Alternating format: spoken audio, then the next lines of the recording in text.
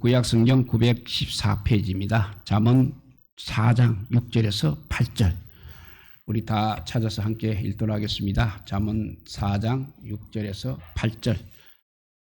찾은 줄 알고 같이 읽겠습니다. 지혜를 버리지 말라. 그가 너를 보호하리라. 그가 그를 사랑하라. 그가 너를 지키리라. 지혜가 제일 일이니 지혜를 얻으라. 네가 얻은 모든 것을 가지고 명철을 얻을지니라. 그를 높이라. 그리하면 그가 너를 높이 들리라. 만일 그를 품으면 그가 너를 영화롭게 하리라. 아멘. 지혜를 높이라고 했습니다. 우리는 예수님의 마음이 무엇인가 하는 마음으로 예배를 드려야 하겠습니다. 요한복음 10장 10절을 보면 도둑이 오는 것은 도둑질하고 죽이고 멸망시키려는 것뿐이요 내가 온 것은, 예수님이 온 것은 양으로 생명을 얻게 하고 더 풍성히 얻게 하려는 것이라 했습니다. 그러니까 우리 예수님 마음은 첫째로 먼저 모든 생명에게 모든 사람들에게 생명을 주는 것입니다. 예수님의 마음이 생명을 모든 사람에게 생명을 주는 것이 먼저입니다. 우리 인간들은 누구나 주 예수 그리스도를 믿어 죄사함 받고 영생을 반드시 얻어야 합니다. 영생을 얻지 못한다면 아무리 이 세상에 훌륭한 사람이라 할지라도 그 사람은 실패한 인생이 되는 것입니다. 그리고 세상에 온갖 지식을 다 지닌 지혜자라고 할지라도 영생을 얻으면 그 역시 실패자가 되는 것입니다. 세상의 최고의 권력자도 마찬가지인 것입니다. 인간이 한 번 죽는 것은 정해진 것입니다. 그 후에는 심판이 반드시 있는 것입니다. 우리는 예수님을 믿고 영생을 얻어야 하겠습니다. 우리 예수님 마음 첫째, 먼저 모든 사람에게 생명을 주는 것이라 했으면 그 다음에는 우리 예수님의 마음은 피조물들이 풍성히 사는 것입니다. 우리는 단지 존재만 하기 위해서 이 땅에 태어난 것이 아닙니다. 죽어서 천국에 가는 것도 아닙니다. 이 땅에서부터 우리는 천국의 풍성함을 누리고 살아야 하겠습니다. 다시 또 구약 성경으로 돌아가면 구약 성경은 율법서와 선지서, 지혜서 이렇게 세 부분으로 되어 있습니다. 율법서는 피조물이 율법을 통해서 죄인임을 깨닫고 어린 양 예수님을 믿어 죄사함을 받아 하나님이 백성이 되는 것을 가르쳐 주는 것이 율법서입니다. 그래서 율법이 말하는 바는 회개하고 어린 양의 피로 죄사함을 받아라는 것이 바로 율법서의 내용이 되겠습니다. 두 번째, 선지서는 하나님의 계명대로 살기 위한 말씀이 들어 있습니다. 선지서의 목적은 하나님 백성들이 이제 계명을 지켜 거룩해지는 것이 선지서의 목적입니다. 세 번째, 지혜서는 하나님의 백성들이 왕의 경영을 배워 왕의 경영 지혜를 배워서 풍성하게 사는 방법이 들어 있습니다. 따라서 지혜서의 목적이 바로 하나님의 자녀의 풍성한 삶이 되겠습니다. 그리고 오늘 읽은 대로 잠언에는 나라를 통치하는 황실 경영의 지혜, 하나님 나라 백성이 풍성하게 살 수 있는 지혜, 삶의 지혜로 가득 차 있습니다. 그래서 우리 인생이 풍성하게 살기 위해서는 반드시 이 지혜서를 깊이 연구해야 합니다. 그래서 지난 생활에 이어서 오늘도 잠언서를 이렇게 말씀드리는 것입니다. 오늘 잠언서에 보니까 물질을 정복하고 관리하는 지혜를 가지라고 했습니다. 그 말씀은 잠언서 22장 7절에 있습니다. 부자는 가난한 자를 주관하고 빚진 자는 최주의 종이 되느니라 했습니다. 우리는 가난한 자들을 돕고 주님의 일을 위해 드릴 수 있도록 물질에도 항상 부여해야 하겠습니다. 생존의 단계만 머물러서는 다른 사람들을 우리가 효과적으로 도울 수 없는 것입니다. 물질적으로도 항상 우리가 풍성함을 누려야 합니다. 그러나 성경은 물질적 풍요함에 모든 마음을 거기 물질에 다 빼앗겨서는 안 된다고 그렇게 강조하고 있습니다. 그 말씀이 디모데전서 6장 10절입니다. 돈을 사랑함이 일만 악의 뿌리가 되나니 이것을 탐내는 자들은 미혹을 받아 믿음에서 떠다 많은 근심으로서 자기를 찔렀도다 했습니다. 그러니까 물질 자체가 나쁜 것은 절대 아닌 것입니다. 그러나 돈을 사랑하고 돈에 온 마음을 빼앗겨 근심하는 것은 문제라는 것입니다. 돈에 휘둘리지 않고 오히려 우리가 돈을 다스려야 하는 것입니다. 그래서 많은 사람들을 먹여야 하고 땅끝까지 선교하는 믿음에 풍성한 자들이 되어야 하는 것입니다. 그러면 어떻게 우리가 돈을 제대로 다스릴 수가 있겠습니까? 그 돈의 경영법 10가지가 있습니다. 그것을 말씀드리고자 합니다. 첫째, 하나님이 물질의 주인이심을 인정해야 됩니다. 물질의 주인은 하나님이십니다.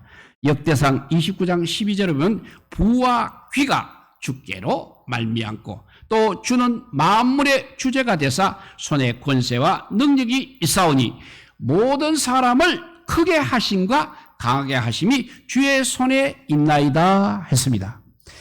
부자들이 공통적으로 고백하는 것이 있습니다. 그것은 부자들은 한결같이 자신의 능력을 넘어서는 눈에 보이지 않는 어떤 힘이 자기를 도왔다고 그렇게 부자들은 토로하고 있습니다. 나를 그 기회 시간과 그 장소에 있게 하고 바로 그 사람을 만나게 함으로써 기회를 잡게 해준 그 누군가가 있다는 것입니다. 그것을 비신자들은 운이 좋았다고 그렇게 말을 합니다. 그러나 이 세상에는 우연은 하나도 없습니다. 운이 좋은 것이 아니라 우리 하나님께서 인도하신 것입니다. 이 세상에 부여와 존귀, 권세, 이 모든 것이 다 우리 하나님의 것입니다. 하나님이 그것을 적절하게 나누어 주시는 것입니다. 그러므로 하나님이 물질의 주인인 것을 인정해야 합니다. 그리고 오직 하나님의 은혜만을 구하여야 합니다. 이렇게 돈의 물질의 경영법 첫째는 하나님이 물질의 주인이심을 제일 먼저 인정해야 합니다. 두 번째, 적극적인 물질관을 가져야 합니다.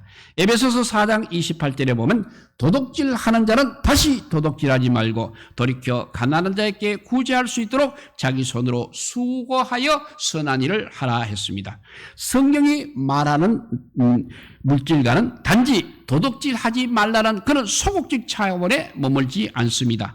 가난한 사람들을 도와줄 수 있도록 항상 적극적으로 일하라고 말하고 있습니다. 단지 자신만을 위해 살려는 사람과 그래도 다른 사람을 위해서 살기 원하는 사람의 일에 대한 태도는 다를 수밖에 없는 것입니다. 보다 많은 사람을 구제하려는 사람들은 그야말로 혼신의 힘을 다해서 창의적으로 일함으로써 더 많은 죄악을 얻고자 합니다. 그 많은 죄악을 통해서 더 많은 사람들을 돕기 원하는 것입니다. 돈은 결코 그 자체는 악한 것이 아닙니다. 돈이 성스럽게 사용되면 돈은 정말 선한 일을 하는 도구가 되는 것입니다. 그러므로 그리스도인들은 소극적 물질관이 아니라 적극적 물질관을 가져야 하는 것입니다. 그리고 세 번째는 게을러 교만하지 말고 겸손해야 됩니다. 잠언 26장 16절입니다.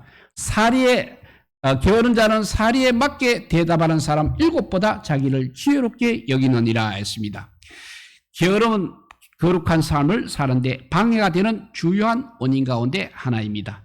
성경의 위대한 인물 가운데 게으른 사람은 단 한 명도 없습니다. 그들은 모두 심지어 예수님도 땀이 핏방울이 되어 뚝뚝 떨어지도록 기도하셨습니다. 게으른 자는 자연스럽게 교만하게 되는 것입니다.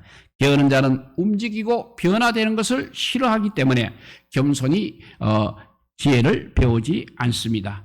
부지런히 땀을 흘려야만 우리는 부지런히 땀을 흘리며 우리는 배워야 하는 것입니다. 사업도 배워야 하고 경영도 배워야 합니다. 배우는 사람은 갈수록 겸손해지는 것입니다. 더 배워야 할 것이 있다는 그 사실이 바로 그 사람을 겸손하게 만드는 것입니다. 그러니 시간이 지날수록 게으른 사람과 부지런히 배우는 사람 간의 격차는 자꾸 커지게 마련인 것입니다. 거룩한 삶의 은밀한 대적인 게으름을 반드시 우리는 타파해야 하겠습니다. 네 번째는 안일함을 버리고 변화를 두려워하지 마시기 바랍니다. 잠언 26장 14절에 보면 문짝이 돌적이를 따라서 도는 것 같이 게으른 자는 침상에서 도느니라 했습니다. 적지 않은 사람들이 문짝이 문틀에서만 이렇게 돌고 있는 것처럼 아니라고 변함없이 살고 있습니다. 성경은 변화를 싫어하는 것이 바로 게으름이라고 책망합니다. 세상은 정말 빠르게 변화되고 있습니다. 세상은 변하는데 안일하게 과거의 간섭대로 일한다면 도태할 수밖에 없는 것입니다. 세상의 흐름을 뛰어넘어서 과감하게 변화를 시도해야 됩니다. 다섯 번째는 핑계대고 이루지 말아야 합니다.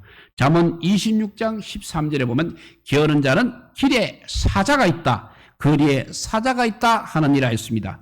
사자는 어디에 있어야 합니까? 숲에 있어야 합니다. 길에 사자가 있다는 말은 핑계에 지나지 않는다는 것입니다. 매사에 핑계를 대는 사람들이 있습니다. 그들은 결코 번성하지 못하는 것입니다. 어떤 핑계를 댈까 연구하지 마시고 매 순간의 삶에서 거룩한 결단을 해야 합니다.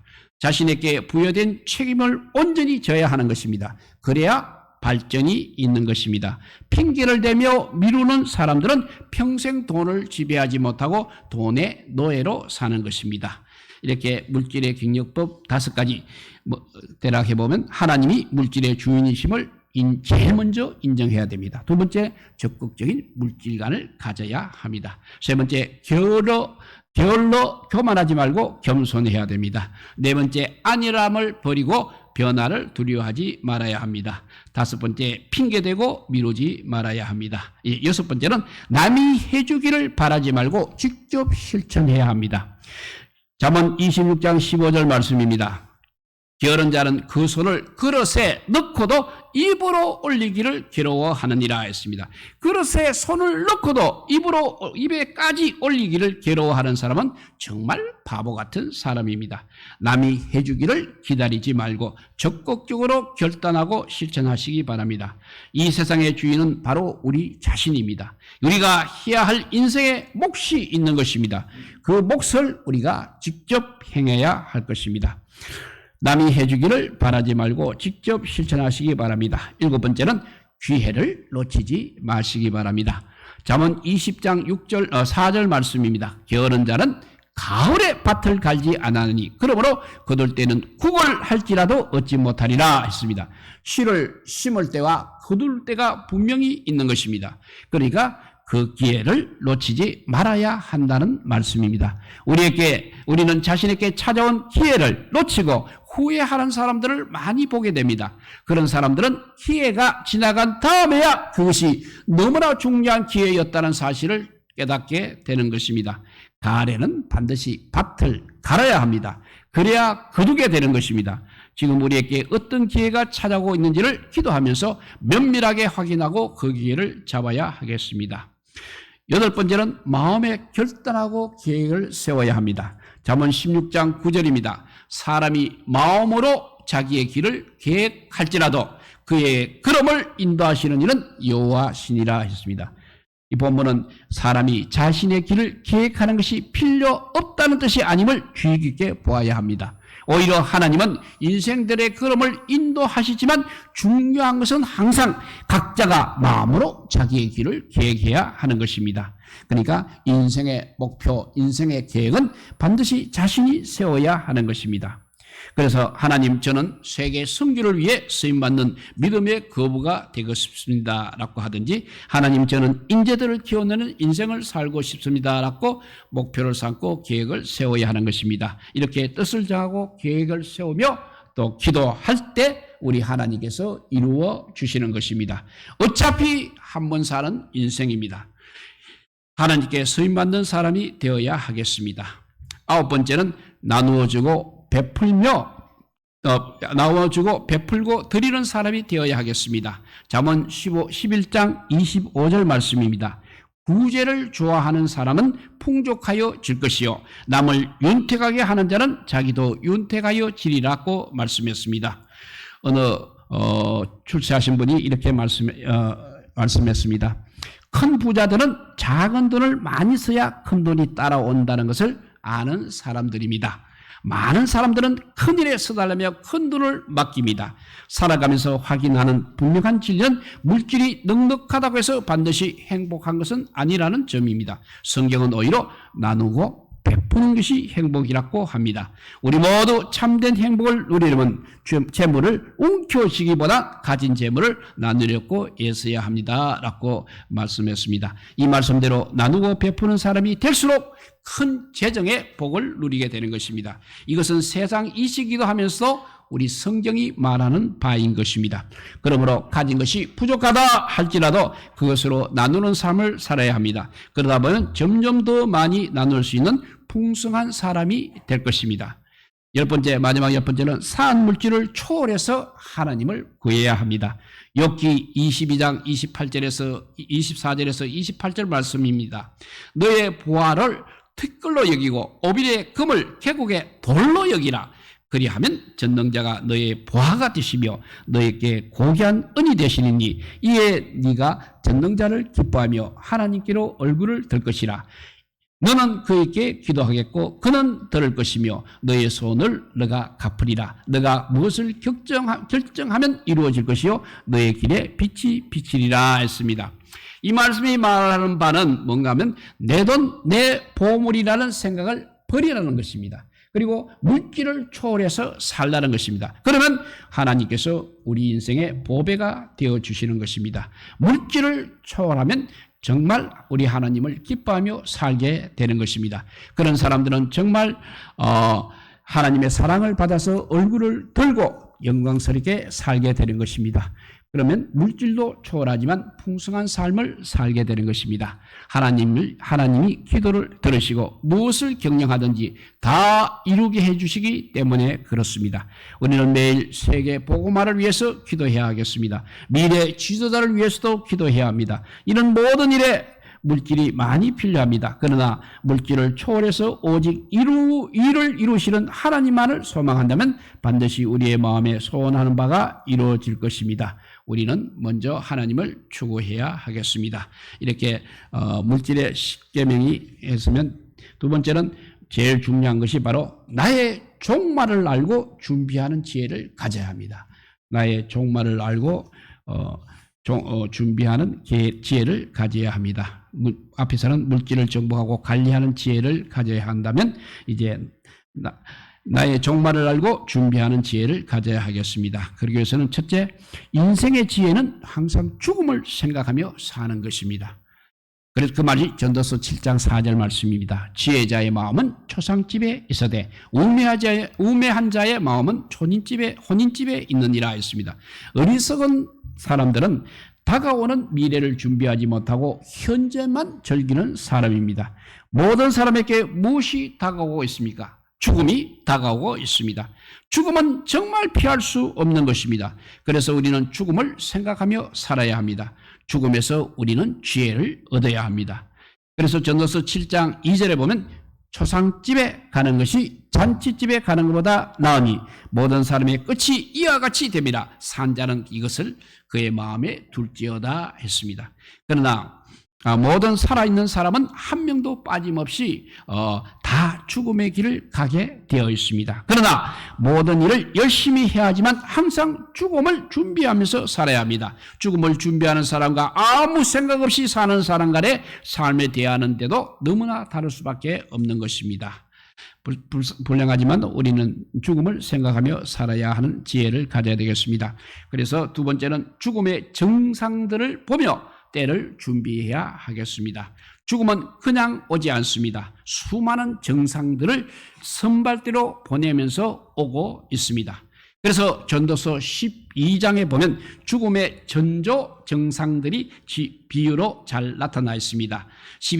전도서 12장 3절에서 7절을 읽어보면 그런 날에는 집을 지키는 자들이 떨 것이며 힘 있는 자들이 구부러질 것이며 맷돌하는 자들이 적음으로 그칠 것이며 창들로 내다보는 자가 어두워질 것이며 길거리 문들이 닫혀질 것이며 맷돌 소리가 적어질 것이며 새 소리로 말미암아 일어날 것이며 음악하는 여자들은 다 쇠하여질 것이며 또한 그런 자들은 높은 것을 두려워할 것이며 길에서 놀랄 것이며 살구나무가 꽃이 필 것이며 메뚜기도 짐이 될 것이며 정욕이 거칠으니 이는 사람이 자기의 영원한 집으로 돌아가고 종문객들이 거리로 왕래하게 됨이니라. 은줄이 풀리고 금그릇이 깨지고 항아리가 섬 곁에서 깨지고 바퀴가 우물 위에서 깨지고 흙은 여전히 땅으로 돌아가고 영은 그것을 주신 하나님께로 돌아가기 전에 기억하라 했습니다. 이렇게 죽음의 전조 증상들을 하나씩 살펴보게 되면 죽음 앞에 어떤 일이 일어나는가 하면 첫째, 집을 지키는 자리 떨 것이며 했습니다. 이것은 몸을 지탱하는 두 다리 관절이 약해져서 떨리기 시작한다는 의미입니다. 두 번째, 힘 있는 자들이 구부러질 것이며 가장 힘 있는 허리에 디스크가 온다는 것이고 관절마다 염증으로 구부러진다는 뜻입니다. 그 다음에 또 맷돌질 하는 자들이 적음으로 커질 것이며 맷돌질은 이입니다. 이가 섞고 빠져서 질기고 딱딱한 것은 제대로 씹을 수 없다는 의미입니다. 그 다음에 창들로 내다보는 자가 어두워질 것이며 창은 눈입니다. 눈이 어두워서 제대로 보지 못하게 됨을 뜻하는 것입니다. 새 소리로 말미암아 일어날 것이며 소리는 노인들이 신경이 예민해져서 이제 작은 소리에도 깨서 새벽까지 잠을 못 잔다는 것입니다. 새 소리로 말미암아 일어난다는 것이 새벽까지 잠을 못 잔다는 것입니다. 또 음악하는 여자들은 다 쇠하여질 것이며 했는데 이거는 노래하는 성대가 쉬고 음이 막 흔들려서 이제는 제 음을 잡지 못하게 됨을 의미하는 것입니다. 그리고 높은 곳을 두려워할 것이며 했는 것은 다리가 후들거려서 이제 계단과 높은 데를 싫어한다는 것을 비유하고 있습니다. 그리고 길에서 놀랄 것이며 했습니다. 마음이 약해져서 아무것도 아닌 일에도 화를 낸다는 것을 말하고 있습니다. 그리고 살구나무가 꽃이 필 것이며 했습니다. 머리에 살구꽃처럼 휘어진다는 것입니다.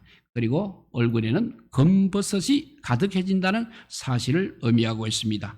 메뚜기도 짐이 될 것이며 무거운 것들을 들 힘이 없어 성경도 이제 집에 넣고 교회에 가게 됨을 뜻하고 있습니다.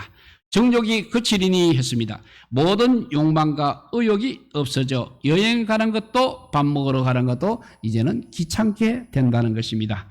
은줄이 풀리고 했습니다. 은줄은 신경줄입니다. 신경줄이 풀리고 느슨해져서 힘이 없어지게 되는 것을 뜻합니다. 금그릇이 깨지고 하는 말은 얼굴이 쭈글쭈글해지는 것을 말하고 있습니다. 항아리가 생 곁에서 깨어지고 항아리는 심장 박동이 멈춘다는 것입니다. 흙은 여전히 땅에 돌아가고 본래 흙으로 빚어진 몸이 결국 땅에 묻힌다는 말이 되겠습니다. 이렇게 인생의 지혜는 죽음을 생각하며 살아야 되고 죽음의 정상들을 보며 때를 우리가 준비해야 됩니다. 세 번째는 중요한 것이 예수님을 믿고 영생을 얻어야 하는 것입니다. 인간은 죽음을 결코 피할 수 없습니다. 때가 되면 이 땅을 반드시 떠나야 하는 것입니다. 누구도 죽음을 거부할 수 없습니다. 그래서 히브리서 9장 27절입니다. 한 번 죽는 것은 사람에게 정해진 것이요 그 후에는 심판이 있으리니 했습니다. 인간은 죽어야 합니다. 그리고 그 이후에는 심판이 있습니다. 이 땅에 누구나 모든 사람이 간 죽음의 길을 가야 합니다. 판결의 꼴짝에서 우리가 주님과 대면하게 되는 것입니다. 죄인인 인간의 행위로는 결코 구원을 얻을 수 없습니다. 그래서 하나님께서 죄에 빠진 인간을 구원하기 위해서 독생자 예수 그리스도를 보내주셨습니다. 그것이 인간을 구원하기 위한 하나님의 사랑이었습니다. 히브리서 9장 28절 말씀입니다. 이와 같이 그리스도도 많은 사람의 죄를 담당하시렸고 단번에 들으신 바 되셨고 구원에 이르게 하기 위하여 죄와 상관없이 자기를 바라는 자들에게 두 번째 나타나시리라 했습니다. 예수님께서는 나의 죄를 담당하고 단번에 희생제물로 죽으셨습니다. 그리고 완전한 구원을 위해서 재림하실 것입니다. 지금 우리는 십자가와 재림 사이에 살고 있는 것입니다. 이것이 너무나 중요합니다. 내가 죽어서 심판대 앞에 가든지 아니면 예수님이 먼저 재림하셔서 심판대 우리가 심판대 앞에 서든지 둘 중에 하나인 것입니다. 그래서 전도서 12장 13절에 보면 일의 결국을 다 들었으니 하나님을 경외하고 그의 명령을 지킬지어다 했습니다. 이것이 모든 사람의 본분인 것입니다. 하나님의 명령이 무엇이라고 했습니까? 예수님을 믿고 영생을 얻으라고 하셨습니다. 그래서 요한복음 3장 16절 하나님이 세상을 이처럼 사랑하사 독생자를 주셨으니 이는 그를 믿는 자보다 멸망하지 않고 영생을 얻게 하려 하심이라 했습니다. 사람이 국어를 배웠으면 주제를 알아야 하고 산수를 배웠으면 분수를 알아야 한다는 우스갯말이 있습니다. 인간이 바로 이 주제 그리고 분수를 아는 것이 인간에게는 너무나 중요합니다. 먼저 죄인이라는 자기 주제를 알아야 합니다.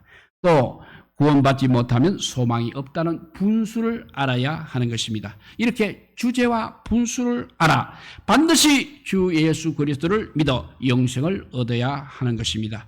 주제와 분수를 아는 사람은 이 땅이 아니라 하늘나라를 위해서 보물을 쌓아두는 것입니다. 이것이 바로 하늘나라의 보물을 쌓아두는 것이 지혜 중에 지혜인 것입니다. 우리 인생은 이 땅에서 결정되지 않습니다. 언젠가 심판대 앞에 서게 되는 것입니다. 주님을 만나 모든 것이 결정되는 그때 제가 여기 있나이다 라고 말할 수 있기 바랍니다. 그날을 생각하며 더욱더 열심히 복음을 전해서 영혼을 구원하는 삶을 살아가시기 바랍니다. 유한한 우리 인생길을 걸어가며 나는 무엇을 하다가 영원한 삶으로 들어갈 것인가를 깊이 생각해야 이것이 복된 삶이 되는 것입니다. 우리 모두 물질도 잘 관리하시고 또 나의 앞에 죽음의 길도 잘 인도받도록 하시기를 우리 주님의 이름으로 축복드립니다. 기도하겠습니다. 사랑의 하나님 감사합니다. 정말 아버지께서 주신 이 귀한 삶입니다. 이 삶을 그냥 허비하고 가는 사람들이 얼마나 많은지 알 수 없습니다. 그냥 물질만 쫓아가다가 아버지요 물질도 제대로 설지 못하고 아버지요 가는 사람도 있고 또 이 땅에서 가난하게 살다가 비참하게 죽는 사람도 많이 있습니다. 그러나 복 중의 복은 예수 그리스도를 믿어 영생을 얻는 복이라고 했습니다. 우리가 주님을 믿게 되면 만물을 창조하신 우리 주님께서 은혜를 내려주셔서 우리의 아버지요 이 땅의 삶도 풍성해질 뿐만 아니라 하늘의 상급도 쌓아두는 삶이 되게 하여 주시옵소서. 그래서 주의 영광을 위해서 사는 저희들 삶 되게 하여 주시고 마지막 날 주님 앞에 섰을 때 착하고 충성된 종이라는 귀한 칭호받는 우리 모두가 되게 하여 주시기를 간절히 빌고 원하올 때 우리 구주 예수 그리스도 이름으로 기도드리옵나이다. 아멘.